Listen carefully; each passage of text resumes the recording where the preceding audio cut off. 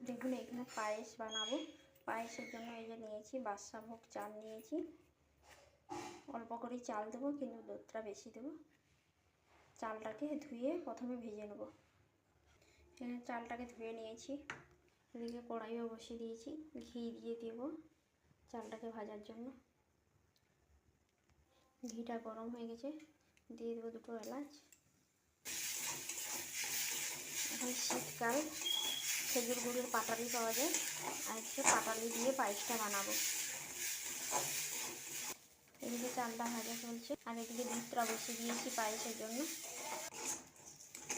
শীতকালে খেজুর গুড়ের পাটালি পাওয়া যায়। খেজুর গুড়ের পাটালিটা খেতে ভালোই লাগে। আজকে খেজুর গুড়ের পাটালি দিয়ে পায়েসটা বানাবো, খেতে খুব সুন্দর লাগবে। চালটা দেখুন ভাজা হয়ে গেছে। এদিকে দেখুন দুধটা ফুটে গেছে। চালটাকে এই দুধের মধ্যে দিয়ে ফুটাবো। চালটাকে দিয়ে দেবো। চালটা দেওয়া হয়ে গেছে, ভালো করে নাড়িয়ে নেবো একবার। এবারে এই দুধের সঙ্গে চালটা আস্তে আস্তে করে লো ফ্লেমে ফুটতে থাকবে। দুটো তেজপাতা দিয়ে দেবো।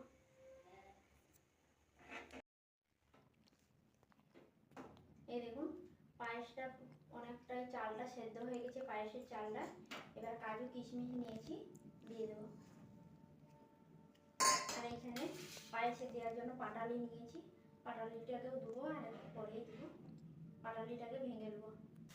পাটালিটাকে চিকের ভিতরে ঢুকিয়ে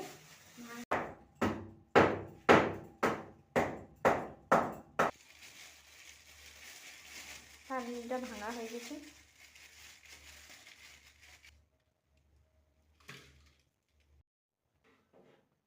দেখুন চালটা তো অনেকটাই সেদ্ধ হয়ে গেছে পুরো। এবারে এই গুড়টাকে দিয়ে দেবো।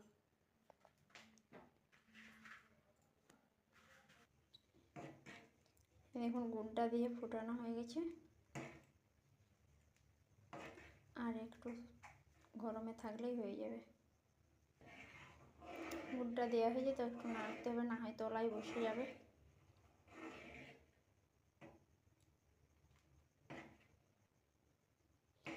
শীতকালে গুড়ের পায়েস, গুড় দিয়ে পিঠে পুলি খেতে কত সুন্দর লাগে।